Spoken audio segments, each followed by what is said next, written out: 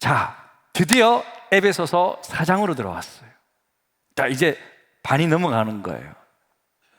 이제 에베소서 4장인데 여러분, 이제 에베소서 4장은 어떻게 될까? 그동안은 사도 바울이 에베소서 말씀을 통하여서 하나님께서 이루신 구원, 이게 얼마나 놀라운 것인가, 그리고 구원받은 성도들의 신분이 얼마나 놀랍게 바뀌었는가, 너희들은 작품이다 다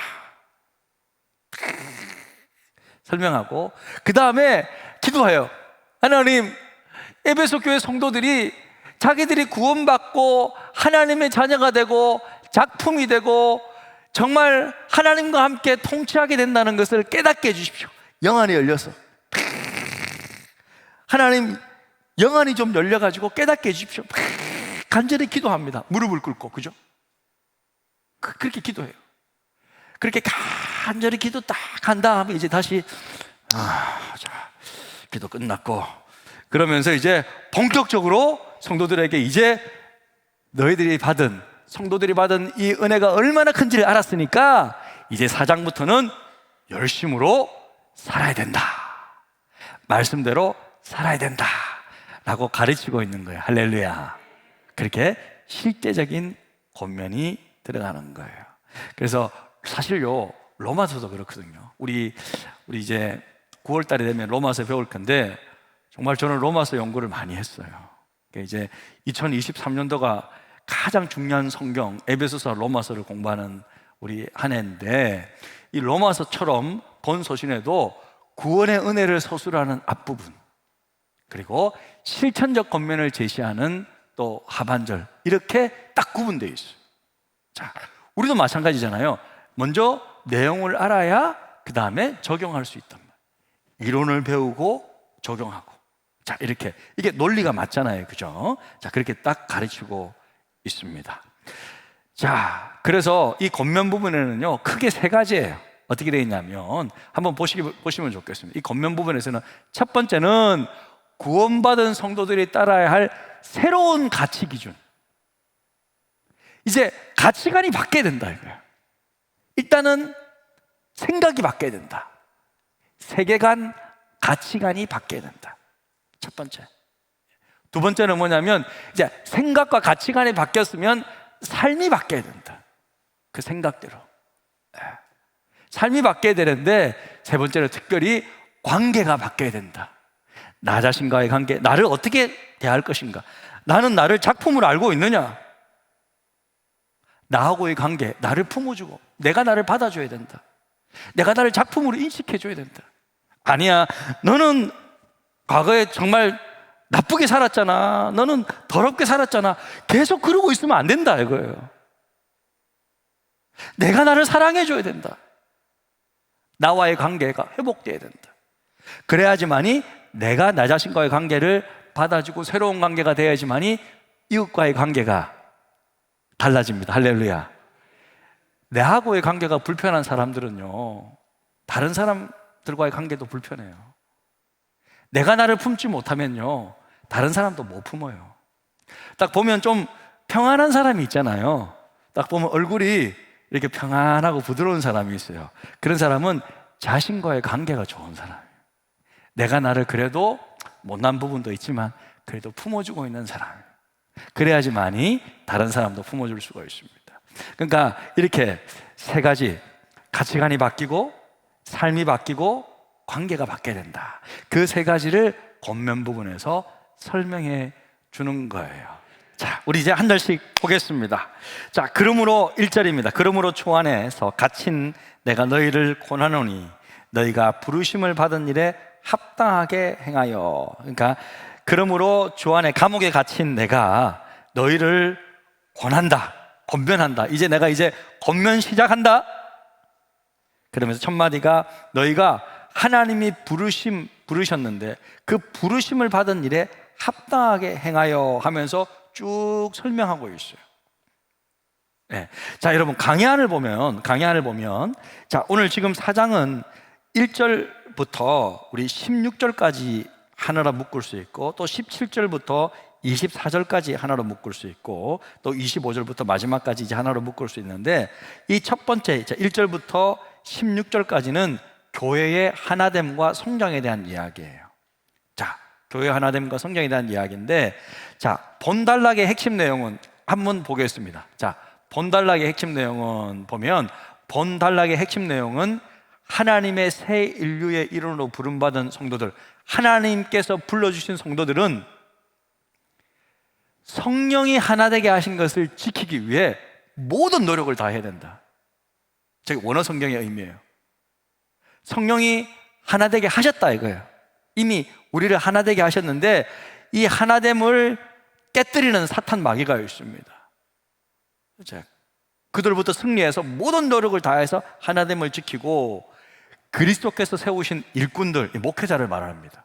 목회자들과 함께 성도의 각자 역할을 수행하면서 그리스도의 몸, 여기서 에베소서에 나오는 몸은 교회를 말하는 거예요. 머리는 예수님이고 몸은 교회를 말하는 거예요. 교회가 자라가게 해야 된다. 성장시키게 해야 된다.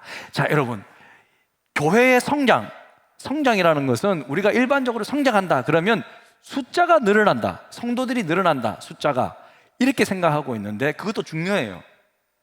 그런데 에베소서에서의 성장은 개인의 영적 성장을 말하는 겁니다. 할렐루야. 내 개인의 신앙이 자라는 걸 말해요.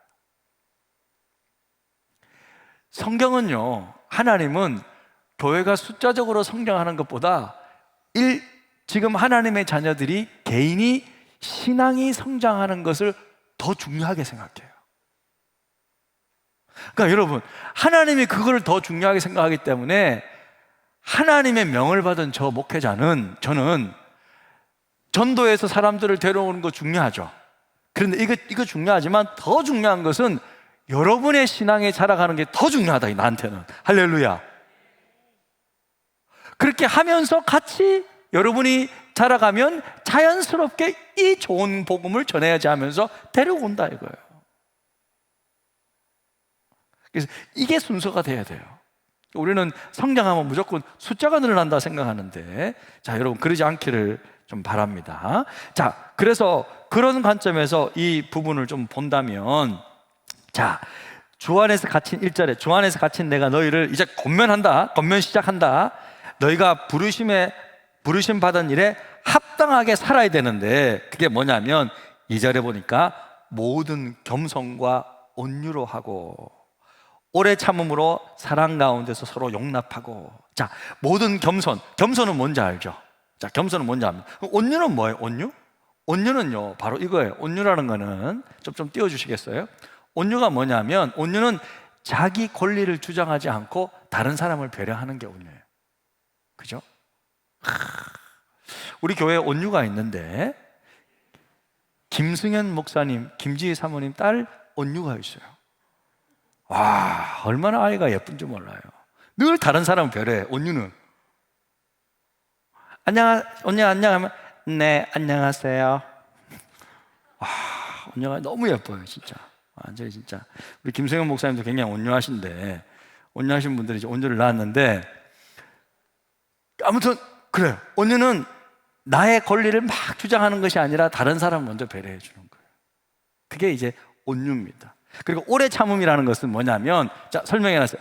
다른 사람의 약점을 받아주는 거예요. 포용해 주는 거예요. 그리고 다른 사람 잘못에 대해서 분노하는 것이 아니라, 보복하는 것이 아니라 참아주는 겁니다. 할렐루야. 이게 있어야 돼. 오래 참음. 우리 교회 성도님들 가운데는 오래 참음을 잘 하시는 분이 있어요. 막 화나는 일이 있어도 꼭 참고 배려해주고, 이제 그렇게 하시는 분들이 우리 교회 성도들이 많이 있는데, 자, 그렇습니다. 자, 그러면 자, 모든 겸손과 오래 참음, 온유로 하고 오래 참음으로 또 한 가지 더 있어요. 사랑 가운데서 서로 용납하고. 따라해 봅시다. 사랑 가운데서 서로 용납하고. 예, 야, 그래요. 이 사랑은요, 겸손과 온유와 오래 참음을 연결해 주는 거예요. 이걸 연결해 주는 거예요. 그러니까 여러분, 우리가 하나 되기 위해서는 사람의 노력만으로 될 수가 없나. 성령께서 하나 되게 하시는 것을 해줘야 되는데, 여러분, 이 온유하고 오래 참음, 사랑은요 성령의 열매예요. 할렐루야. 갈라디아서 5장 22절에 나오는 덕목이란 말이에요. 그러니까 이게 성령의 열매이기 때문에 이 성령께서 주시는 힘으로 뭐냐면 우리가 하나 될 수 있다. 그러니까 성도들이, 자, 이 부분 한번 읽겠습니다. 자, 성도들이 함께 읽겠습니다. 시작. 성도들이 성령의 인도하심을 받으면서 성령의 능력을 의지할 때 비로소 겸손과 온유와 오래 참음으로 사랑 안에서 서로 용납하면서 성령의 하나됨을 온전히 지킬 수 있는 것이다. 할렐루야. 예, 그래요. 자, 그래서 3절에 보니까 평안에 매는 줄로 성령이 하나 되게 하신 것을 힘써 지키라. 사도 바울은요, 성령이 하나 되게 해주실 거야 그렇게 말하지 않아요. 하나됨을 회복해 그렇게 말하지 않아요. 성령께서 이미, 성령님은요 하나됨을 실현시키시는 분이에요. 이미 하나 되게 하셨어요. 우리는 지켜야 되는 거예요. 모든 노력을 다해서 지켜야 되는 거예요. 이게 권면의 제일 첫 번째다. 우리가 하나 되는 것이 말씀 적용의 첫 번째예요. 서로 싸우면요 그걸로 끝나는 거예요. 절대 전도가 안 돼요. 절대 성장이 안 됩니다. 그러니까 제일 중요한 거는요 하나됨을 지키는 거예요. 그러니까 이게 이 말씀의 의미, 본문 말씀의 의미는요 성령의 하나됨을 지키기 위해서 온갖 노력을 다하라는 거예요. 온갖 노력을 다하라. 제가 써놨죠, 강의 안에. 온갖 노력을 다하라. 자, 그래서 여러분 좀 한번 띄워주십시오. 성령은 하나됨을 실현시킨다. 성령은 하나됨을 실현시킨다. 성령은 복음을 듣는 사람들로 예수 그리스도를 믿게 하고 하나님을 아버지라고 부르게 하시고 서로를 형제자매로 받아들이게 하신다. 그러니까 하나됨은 오직 성령으로 교회 안에서 눈에 보이게 실현되는 것입니다. 할렐루야. 근데 여러분 사실은요 이게 중요한 이유가 사실 한국 교회가 너무 하나 되지 못하고 나눠져 있어요. 해방될 때 1945년 우리가 해방될 때 장로교는요 한 개였어요. 근데 지금 장로교 몇 개인 줄 아세요? 교단이? 196개예요. 모르셨죠? 장로교 교단이 196개예요. 사실 저는 장로교 고신교단 출신이잖아요. 그러니까 고신교단이라고 따로 있는 게 아니었어요. 장로교는 하나예요. 그냥 하나였는데 제일 먼저 분열된 게 고신이에요. 사실은 어떻게 보면. 왜냐하면 한국 장로교가 이제 100년이 훨씬 넘죠. 역사가 넘는데 1938년입니다. 1938년 9월 달에 장로교 총회에서, 아직 해방되기 전에잖아요. 일제가 너무 강요하니까 우리 장로교 총회에서 신사참배해도 된다고 결의를 해버렸어요.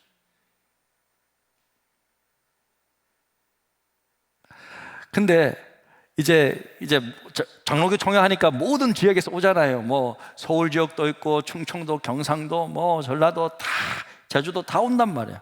그래서 이제 총회를 하는데 그 가운데 어떤 사람들이 좀 기가 셉니까? 경상도 사람들이 기가 센 거야. 그럼 부산 지역, 경남 지역에 있는 장로교 목사님들이 안 됩니다! 이렇게 일어난 거예요. 반대요! 우리는 반대요! 이렇게 일어난 거예요. 그러면서 하는 말이 1계명이 나 외에는 다른 신을 섬기지 말라 했잖아요. 1계명을 어기고 어떻게 교회가 될 수 있습니까? 안 됩니다라고 반대를 해버렸어요. 반대를 하거든요. 그러니까 내가 볼 때는 순교하는 심정, 다 경찰, 일본 순사들이 뒤에 다 지키고 있었어요. 다 지켜보고 있었어요. 네. 그런데 끝까지 반대를 했어요. 그래서 장로교 총회에서 저 경남 지역에 있는 저 장로교 목사들 나가! 총회에서 나가세요! 쫓아보냈어요. 그분들이 나와가지고 감옥에 가게 되는 순사들이 가면 그렇게 해서 해방이 됐잖아요. 해방이 됐는데 이제 우리가 회개합시다. 신사참배하고 회개합시다 라고 했는데 우리 장로교 목사님들이 회개를 안 해요. 우리는 교회를 지켰단 말이야. 그때는 뭐 다 그랬었지. 우리는 교회를 지키기 위해서 그걸 한 거지. 너희들은 뭐 잘났다고. 그러니까 회개를 안 하는 거예요. 그래서 감옥에 갔다가 나와서 이제 처음으로 어쩔 수 없이 이제 교회 장로교가 분리가 되는 거예요. 그렇게 생긴 게 고신이에요. 그러니까 해방 이후에 이제 신학교를 다시 세우고, 고려신학대학원이라고 다시 세우고 해서 제가 60회 졸업한, 제가 60회 졸업생입니다. 예. 그러니까 이제 안타까운 그런 역사가 있어요. 그 뒤로 계속 분열됐어요. 제가 볼 때는 그때 장로교가 함께 회개 운동을 하면서, 맞다, 일계명을 어긴 우리가 정말 이거는 그래서는 안 되지 하면서 회개 운동이 일어나고 하나 되었으면 그냥 탁 됐을 텐데, 참 그게 안 돼가지고 결국 끝까지 축출당해가지고 제가 이렇게 고신 목사가 돼버렸어요. 예, 고신 출신 목사가 돼버렸어요. 자, 아무튼 그렇게 해서 이게 분열의 아픔이 있어요. 그래서 저는 성령이 하나 되게 하신 것을 힘써시키라는 이 말씀이 한국 교회를 향한 하나님의 메시지인 줄로 믿습니다. 예, 분열되면 안 돼요. 어찌됐든 간에 서로 용서하고 서로 회개하고 서로 하면서 연합하면서 하나가 되어야 될 줄로 믿습니다. 자, 그러면서 이제 그렇게까지 딱 성령이 하나 되면 힘써 지키라, 딱 이렇게 6절까지 이제 딱 말하면서 그 이유는 뭐냐? 자, 하나 될 수 있는 이유는 뭐냐? 자, 근거가 뭐냐? 4절에 보니까 몸이 하나다. 몸이라는 건 교회를 말했죠. 교회가 아니다. 성령도 한 분이시다. 또 너희가 부르시면 한 소망 안에서 부르시면 소망도 하나다. 5절에 주도 한 분이다. 믿음도 하나다. 삼위 하나님 받는 세례도 하나다. 하나님도 한 분이다. 곧 만유의 아버지시라. 만유에 계시고 만유를 통일하시고 만유 가운데 계시도다. 할렐루야. 그러니까 여러분, 자, 정리를 해보면 한번 좀 띄워주시겠습니까? 정리를 해보면 뭐냐면,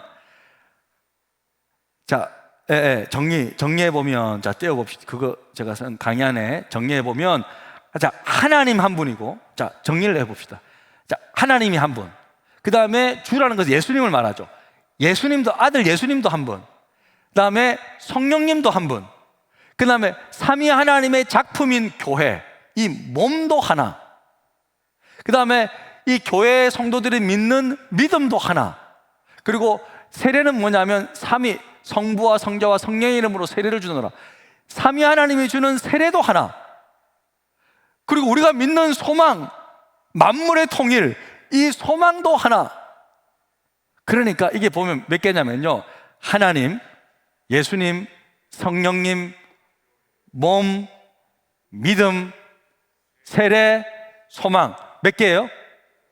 7개. 하나됨의 근거가 7가지예요. 이게 뭘까요? 더 될 수도 있죠. 딱 7개까지만 사도 바울이 했어요. 7은 무슨 수? 완전수라 그랬잖아요.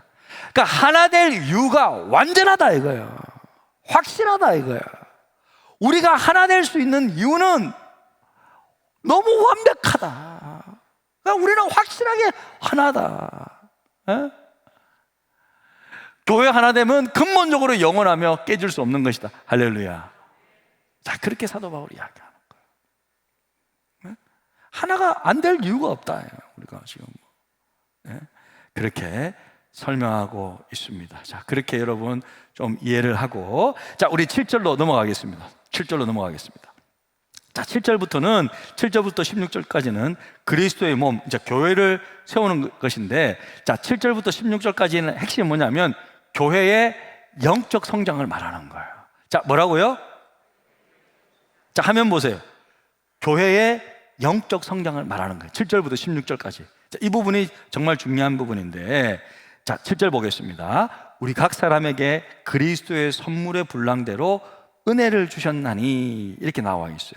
자, 여러분, 여기서 각 사람에게 교회를 성장시키기 위해서 하나님께서, 그리스도께서 선물을 믿음에 주셨는데 은혜를 주셨다고 나와 있어요. 여기서 말하는 은혜라는 것은 여러분, 무슨 죄인의 죄인을 용서하는 그런 은혜가 아니고, 이것은, 은혜라는 말은 뭐냐면, 자, 좀 띄워주십시오. 교회의 성장과 봉사를 위한 은사, 탤런트를 말하는 거예요. 여기서 은혜는 은사를 말하는 거예요. 은사를 말하는 거예요. 자, 은사를 주셨는데, 자, 8절 좀 말씀 어렵습니다. 자, 이거 보겠습니다. 그러므로 이르기를 그가 위로 올라가실 때에 사로잡혔잖아요. 자들을 사로잡으시고 사람들에게 선물을 주셨다 하였도다. 자, 이 말씀은 시편 68편 18절을 인용한 거예요. 사도 바울이 인용한 건데 이 말씀 그대로 있어요. 자, 화면 한번 보시겠습니다. 같이 한번 읽겠습니다. 주께서 시작. 주께서 높은 곳으로 오르시며 사로잡은 자들을 취하시고 선물들을 사람들에게서 받으시며. 자, 이런 말씀이 있어요. 자, 이 말씀을 인용한 구절이에요. 인용한 건데 자 보세요. 자, 다시 한번 말씀 보겠습니다. 그가 위로 올라가실 때 무슨 말이겠어요? 예수님의 승천을 말하는 거예요. 자, 위로 올라가실 때 사로잡은 자들을 사로잡았다. 뭐예요? 포로로 사로잡았다는 뜻이에요. 누구를? 악한 마귀들을 사로잡아가지고 그냥 딱 한번 묶어주셨고, 사람들에게는, 이 사람들은 예수 믿는 사람들이에요. 예수 믿는 사람들에게는 선물을 주셨대요. 자, 여기서 선물이 뭐냐? 뒤에 나와요. 여기서 선물은 이제 뒤에 설명할 텐데, 이게 선물은 뭐냐면 목회자를 말하는 겁니다. 예수님은 이제 악한 영들을 사로잡고 하늘로 올라가셨잖아요. 이 땅에는 누구를 두셨어요? 목회자들을 두신 거예요. 선물들이 뭐냐면 11절에 사도로, 선지자로, 복음 전하는 자, 목사와 교사를 삼으셨다. 이게 삼으셨다가 주셨다라는 말하고 똑같은 말이에요. 그러니까 여기서 선물은 뭐냐면 목회자를 말하는 거예요. 하나님, 예수님께서 올라가시고 아무도 없잖아요, 여기는. 그러면 누군가는 예수님의 마음으로, 예수님의 심정으로 교회를 이끌고 가르쳐야 되잖아요. 누구냐? 목회자라는 거예요. 여러분, 딱 제가 설명한 대로 이해하시면 돼요. 예? 반드시 맞는 말씀입니다. 자, 선물을 주셨다 하였도다. 자, 9절. 올라가셨다 하였은즉 땅 아래 낮은 곳으로 내리셨던 것이 아니면 무엇이냐? 땅 아래 낮은 곳으로 내리셨던 것이 아니면 무엇이냐? 그러니까 예수님께서 올라가셨죠. 그런데 그 전에 어떻게 내려오셨잖아요. 성육신 하셨단 말이죠. 자, 성육신을 말하는 거고, 9절은. 자, 10절.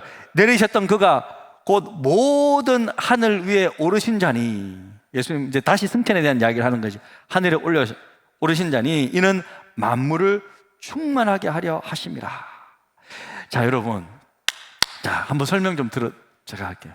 자, 예수님은 부활하셨죠, 첫 번째. 그 다음에 승천하셨죠. 그 다음에 어떻게 되셨어요? 자, 하늘로 올라갔어요. 그 다음에 어떻게 되세요? 계속 하늘로 올라가셔 계속 떠 있나요, 이렇게? 예? 계속 두둥실 뭐 이렇게 다니십니까? 승천하셔서 어떻게 하셨어요?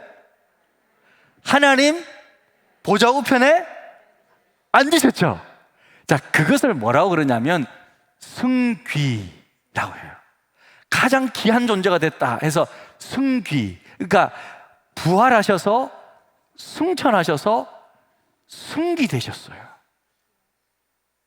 자, 뭐라고요? 부활하셔서 승천하셔서 승귀 되셨어요. 자, 승귀하실 그때, 자, 위로 올라가실 때 포로를 사로잡으시고라는 말은 그리스도의 부활과 승천과 승귀를 통해 악한 영들을 굴복시킨 하나님의 이 승리를 시편 기자가 예언한 것을 사도 바울이 지금 인용하고 있다는 거예요. 자, 여러분, 만약에 이해가 안 되시면 제가 제일 쉽게 설명한 거예요. 이해가 안 되시면 유튜브에서 돌려보기 하시기를 바랍니다. 자, 그렇게 하셨어요. 그러니까 여러분, 참 이제 이 비밀들이 다 밝혀지는 거죠. 예수님은요, 지금 하늘의 보좌 우편에 앉으셔서 승귀하셔가지고 어떻게 해요? 자, 10절 말씀. 내리셨던 그가 모든 하늘 위에 오르신 자니 이는 왜 올라가셨냐? 만물을 충만하게 하려 하심이라. 할렐루야. 자, 이게 계속 반복되죠. 만물을 충만하게 한다. 무슨 말이죠? 만물을, 부족한 부분을 꽉 채운다. 자, 충만하게 한다. 제가 설명해 놨습니다. 자, 앞에 한번 보시겠습니다. 읽겠습니다. 시작. 충만하게 한다는 말은 만물의 부족한 것을 채우고 잘못된 것을 바로잡아 온전하게 하는 것을 뜻한다. 할렐루야. 제일 쉽게 설명하는 거예요. 충만하게 채운다. 그렇죠. 예수님이 우리도 충만하게 해주세요. 우리 부족한 게 많잖아요. 우리를 꽉 채워주신다. 우리를 새롭게 만들어주신다. 내가 정상적인 기능을 하도록 충만하게 만드는 그런 일들을 예수님께서 하고 계신다 라는 그런 말씀의 의미입니다. 자, 그러면 우리가 이해가 됐습니다. 자, 예수님께서 하늘로 올라가셔서 악한 영들을 사로잡으시고 사람들에게는 선물을 주셨고 이제 그러면서 만물을 충만케 하십니다. 그러면서 11절 가겠습니다. 자, 11절 보면 그가 어떤 사람은 사도로, 어떤 사람은 사도로, 어떤 사람은 선지자로, 어떤 사람은 복음 전하는 자로, 어떤 사람은 목사와 교사로 삼으셨으니. 자, 여러분, 삼으셨으니라는 말과 아까 선물을 주셨다라는 단어가 똑같은 단어예요. 그러니까 삼으셨다라는 말은 주셨다라는 말이에요. 그가, 예수님이 예수 믿는 우리에게, 교회에게 사도를 줬고, 제일 먼저 그 다음에 복음 전하는 선지자를 줬고, 어떤 사람은 복음 전하는 자는 오늘날로 치면 선교사님이라고 생각합니다. 선교사님을 주셨고, 선교사님들이 또 교회를 세웠죠. 어떤 사람은 또 교회를 이끌어 가야 되니까 목사와 교사로 주셨다 이거예요. 선물로. 여러분, 이 땅의 선교사님, 목사님, 전도사님, 또 교사들은요, 하나님이 교회를 위해, 여러분들을 위해 주신 선물입니다. 할렐루야. 저는요, 부족하지만 여러분의 선물이에요. 여러분, 목회자는요, 교회가 세우는 게 아니에요. 목사님들 막 지원해가지고 이력서 보고 이 사람이 공부도 잘했네, 막 여러분이 뽑는 것 같죠? 아니에요. 하나님이요, 교회에게 선물로 보내주시는 거예요. 할렐루야. 하나님이 딱 보시고 판단하시고 주시는 거예요. 목회자는 교회에게 주신 하나님의 최고의 선물이에요. 우리 사역자들은요, 우리 전사님들은요, 하나님이 우리 교회에 주신 최고의 선물들이에요.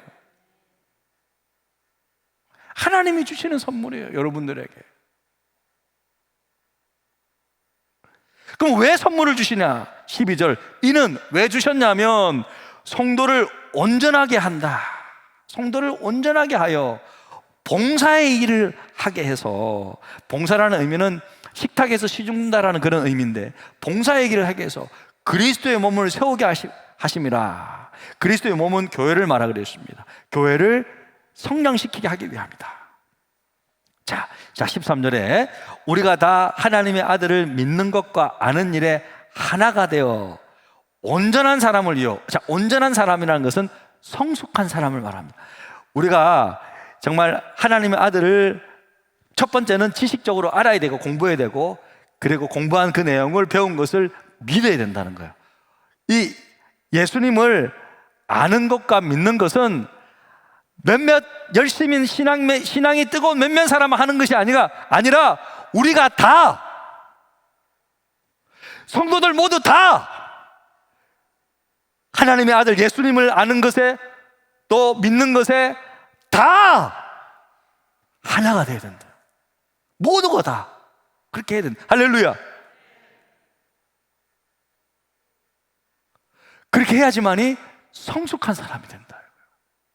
그렇게 되면 그리스도의 장성한 분량이 충만한 데까지 이르니, 그러니까 예수님에게까지 이룰 수도 있다. 교회의 목표는 예수님이 되어야 한다라는 의미입니다. 내가 다른 사람에게 비교하면 내가 특별히 술, 담배 하는 것도 아니고, 내가 나쁜 짓 하는 것도 아니고, 이 정도 하면 됐지 남은 인생 적절하게 즐기면서 살면 되지 유별나게 내가 그냥 그럴 수 있나. 그렇게 생각하면 안 된다라는 거예요. 우리의 목표는 예수님입니다. 할렐루야.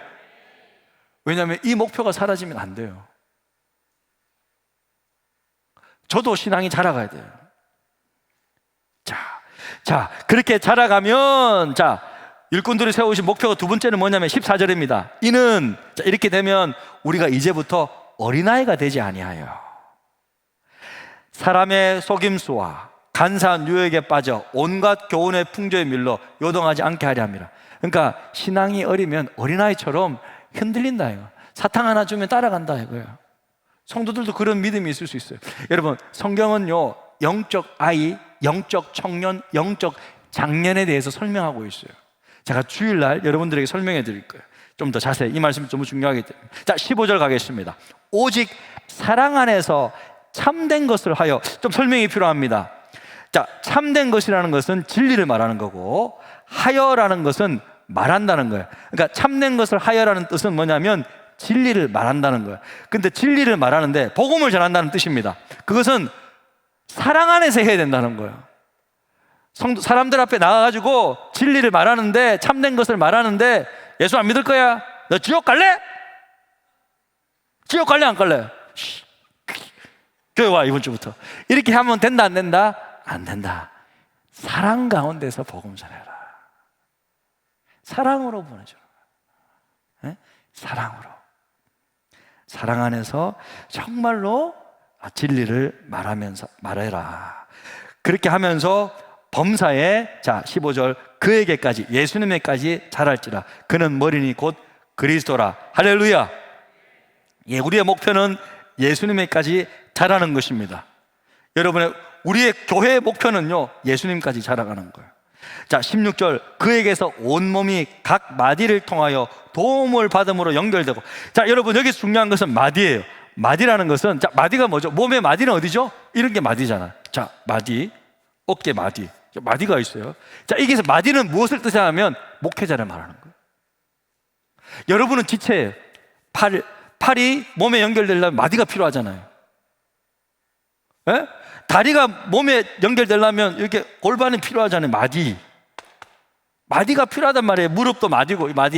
마디가 뭐냐면 목회자를 말하는 거예요.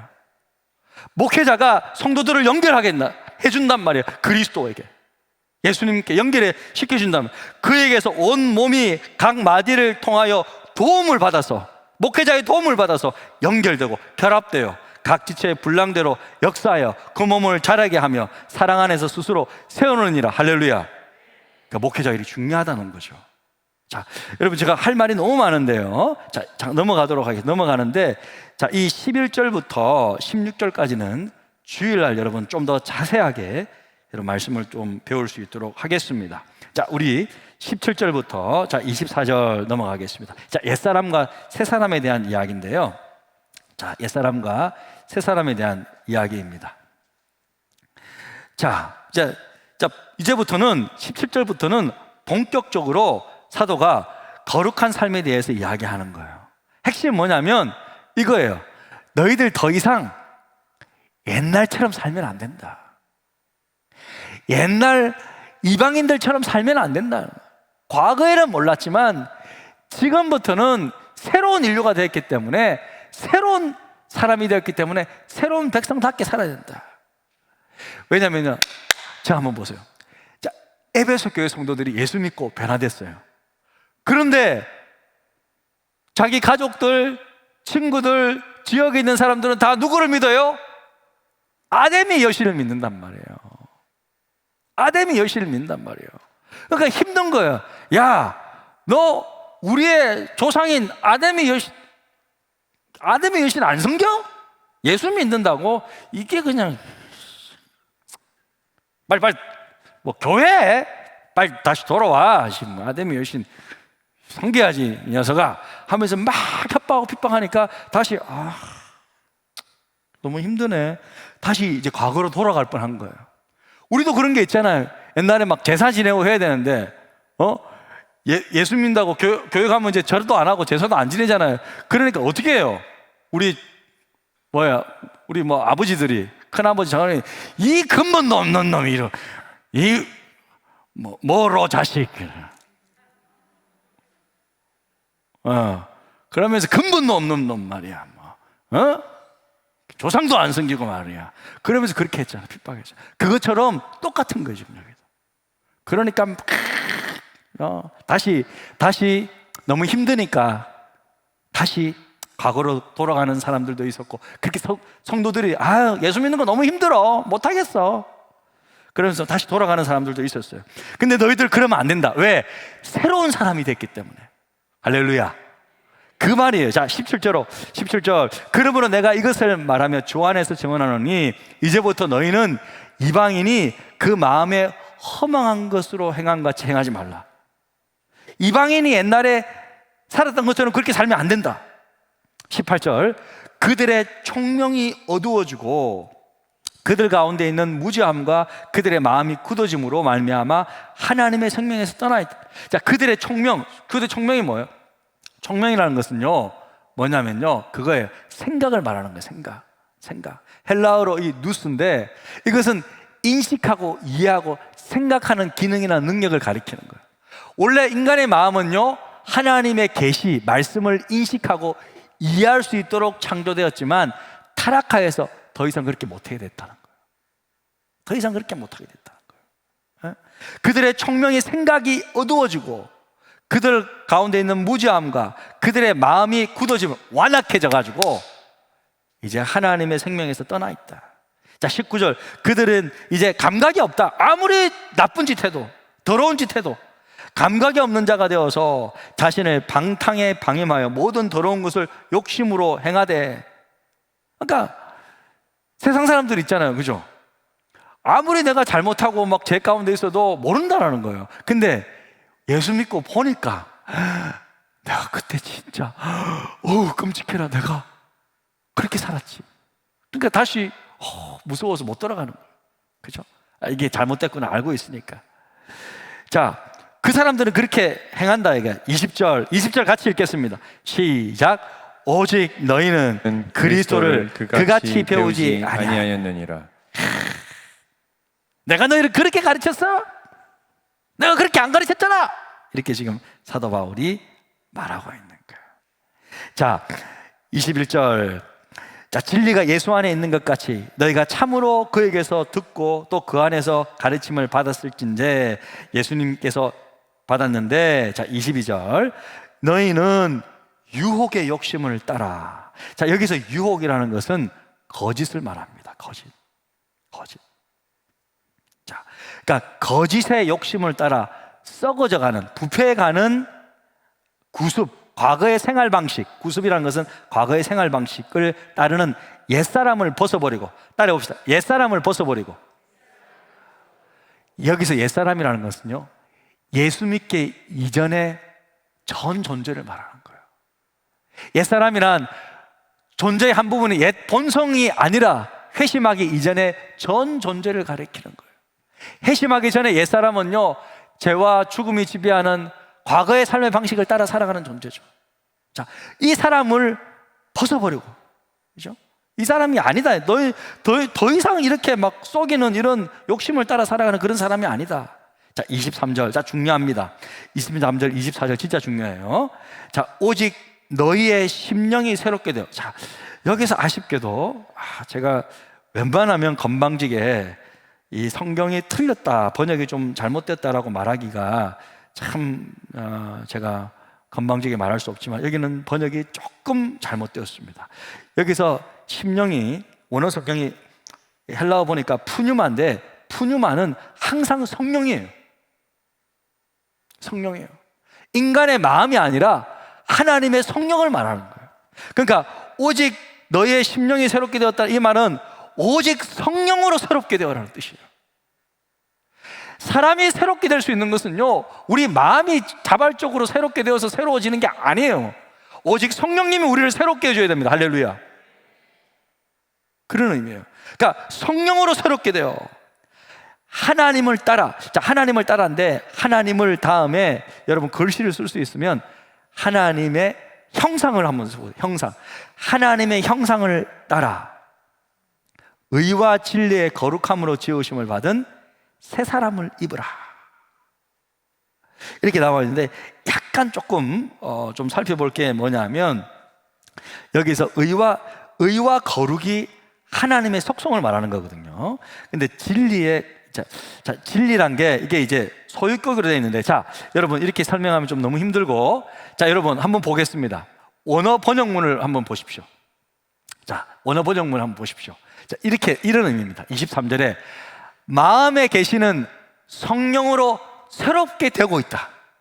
그 다음에 24절은 하나님을 따라 참된 의와 거룩함으로 창조된 새 사람을 입었습니다. 자, 이런 의미예요. 이런 말씀이에요. 자, 이 부분이 조금 저기 됐는데, 왜냐하면 우리는요, 새 사람은 그냥 조금 변형된 게 아니고요, 여기서 새 사람은 뭐냐면 하나님이 새롭게 성령으로 말미암아 우리를 창조해 주셔야 된다는 거예요. 우리는 새롭게 창조된 존재입니다. 할렐루야.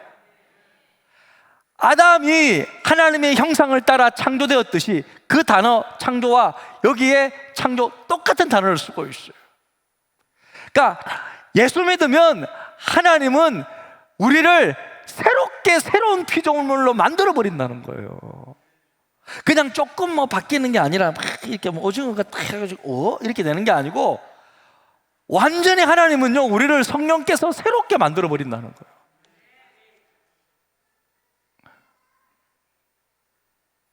이건 트랜스포메이션이 아니에요. 변형되는 게 아니고, 이거는 그러니까 크리에이션 된다는 거예요. 뉴 크리에이션. 새롭게 우리를 만들었다는 거예요. 그런 말이에요. 그러니까 하나님의 형상을 따라 참된 의와 거룩함. 의와 거룩함이 하나님의 속성이거든요. 하나님의 속성으로 새롭게 창조됐다는 거예요. 우리는. 할렐루야.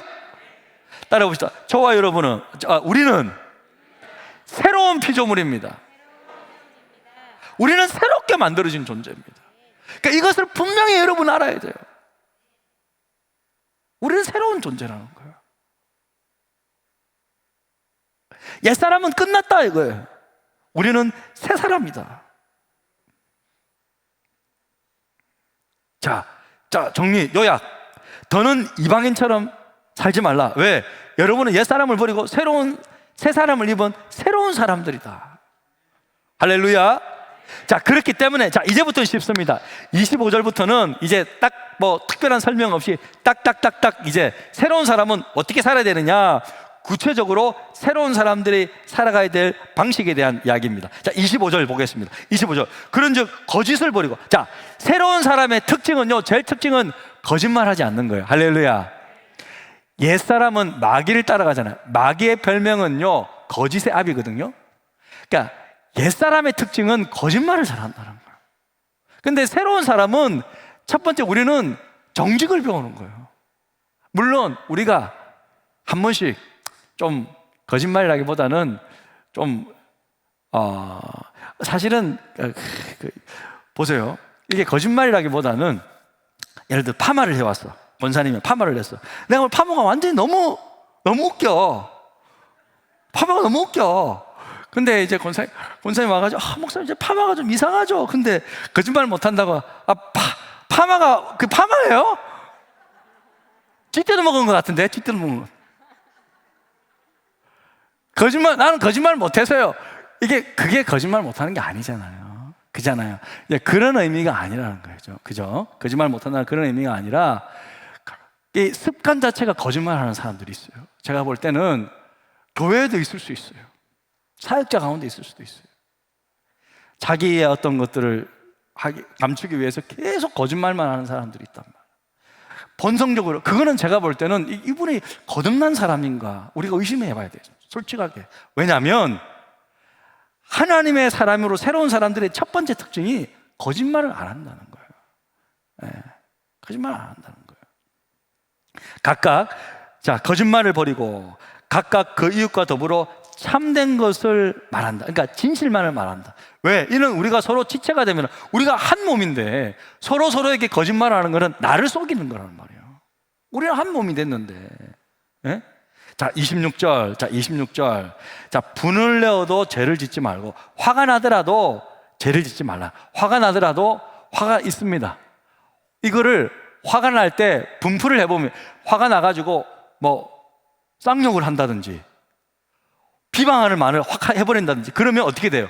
죄가 되잖아요. 화가 나지만 참는 거예요. 그러면 죄를 짓는 건 아니니까. 해가 지도록 분을 품지 말죠. 근데 이거를 말을 하지 말라고 그래서 해가 질 때까지 맨날 며칠 죽어보자 내가 죽어보자 진짜 우리 남편 내가 밥을 주나 봐라 오늘 소금을 왕창 넣어버릴 거야 진짜. 자, 이렇게 하프를 하지 말라는 거예요. 해가 지도록 다음 날까지 분을 품지 말라는 거야. 풀고 넘기라. 그 다음에 27절에 마귀에게 틈을 주지 말라. 마귀에게 기회를 주지 말라는 거예요. 예. 자, 28절 그러면서 자, 도둑질하는 자가 있으면 도둑질하는 자는 다시 도둑질하지 말고 이제 훔치지 말라 다른 사람 거. 자, 돌이켜 회개해서 오히려 가난한 자들에게 구제할 수 있도록 자기 손으로 수고하여 선한 일을 하라. 다른 사람을 뺏는 것이 아니라 돌이켜 회개해가지고 가난한 자들에게 더 주라. 이거 오히려 뺏는 사람이 아니라 주는 사람이 되라.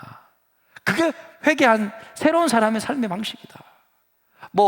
누가 안 주나 이렇게 생각하는 것이 아니라 내가 어떻게 하면 뭔가 줄 수 있을까?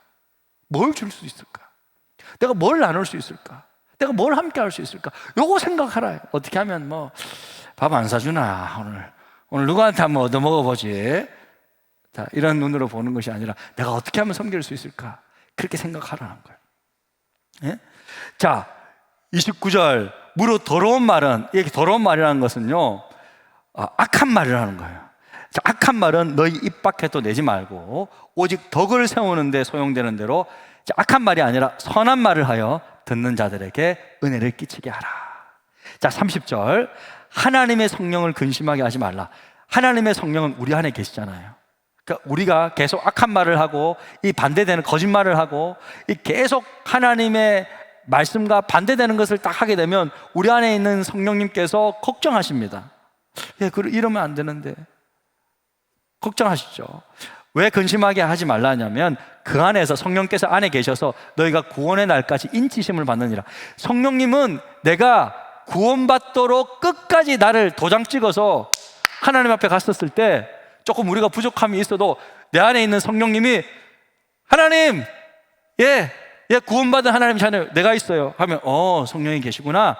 자, 통과 구원 이렇게 인쳐주는 사람인데 성령님께서 계속 근심하고 나 때문에 계속 근심하고 그렇게 계속 얘한테는 도저히 못 있겠다. 성령이 소멸되면 안 되잖아요. 왜? 성령이 나에게 결국 내가 구원받는 하나님의 자녀로 인쳐주시는 분인데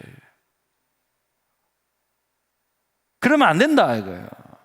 자, 31절 너희는 모든 악독과 노함과 분냄과 떠드는 것과 여기 떠드는 거는요 고함 치는 거예요.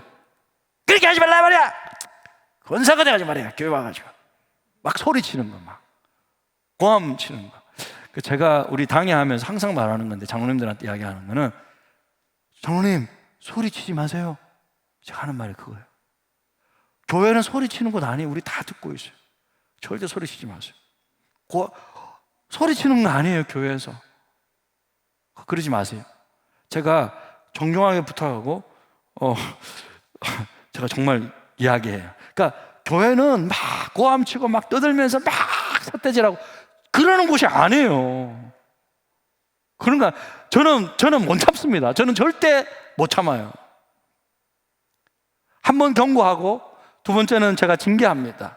교회에서는 절대 그러면 안 돼요. 막 소리치고 막 삿대질하고 고함 절대 그러면 안 돼요. 교회는 그런 곳이 아니에요, 여러분. 한국 교회는 나쁜 것만 배운 거예요. 그러면 안 돼요. 교회는 절대 그렇게 하시면 안 돼요. 그죠?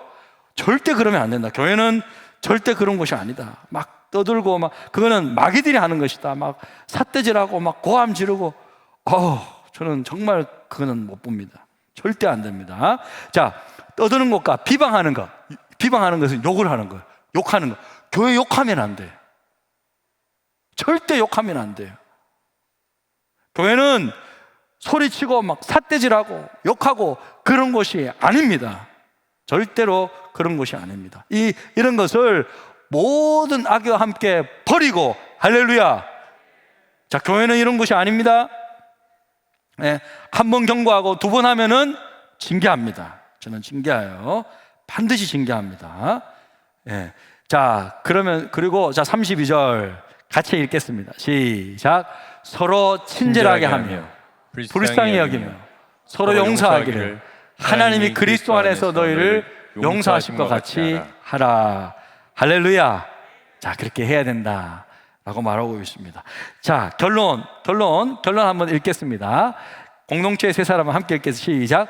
공동체의 세 사람은 세 사람을 입은 성도답게 행동해야 한다. 할렐루야. 네, 그렇게 여러분 우리가 해야 합니다. 자, 여러분 오늘 좀 길었지만 최대한 쉽게, 하지만 너무 사장은 중요하기 때문에 하나씩 했고요. 주일날에는 이 11절부터 이 16절까지 이 부분을 다시 한번 집중해서 이야기해요. 제대로 알아야 됩니다. 시간이 부족해서 이 부분을 정말 하나님께서 목회자를 주신 이유, 그 주제를 가지고 우리가 말씀을 또 집중해서 배우도록 하겠습니다. 여러분 오늘 쭉 에베소서 말씀 드렸는데 어떠십니까? 너무 하라 하지 말라라는 이야기를 많이 들으니까 좀 부담스럽습니까? 여러분 일단은 우리는요 배워야 돼요. 일단은 성경이 우리에게 무엇을 가르치는지 일단은 정확히 배워야 돼요. 배우고 난 다음에 내가 할 수 있는 것부터 하나씩 해가면 됩니다. 조금씩 해가면. 저는 우리 성도님들이 더 믿음 안에서 멋있게 자라가게 될 줄로 믿습니다. 저는 우리 장로님들에게 항상 권하는 건데, 그래요. 장로님, 이왕 장로님 되셨으니까 이 시대의 영적인 거장이 되십시오. 할렐루야. 그래요. 이왕 장로잖아요. 이왕 장로시잖아요. 내 신앙과 내 믿음이 더 예수님께 자라가서 정말 더 자라가는 거죠. 우리가 그런 목표를 가지고 더 함께 자라갔으면 좋겠습니다. 그 자라가는 것이 성장이에요. 그리스도의 몸을 세우는 것입니다. 우리 교회는 점점 그렇게 자라가고 싶습니다. 그렇게 자라가면 자연스럽게 우리가 전도도 하고 더 선행도 많이 하게 될 것이고 그렇게 됩니다. 그래서 여러분 우리 교회의 목표는 그리스도까지 자라는 것이다. 여러분 그런 거룩한 목표를 가지고, 목표가 확실해야 하잖아요.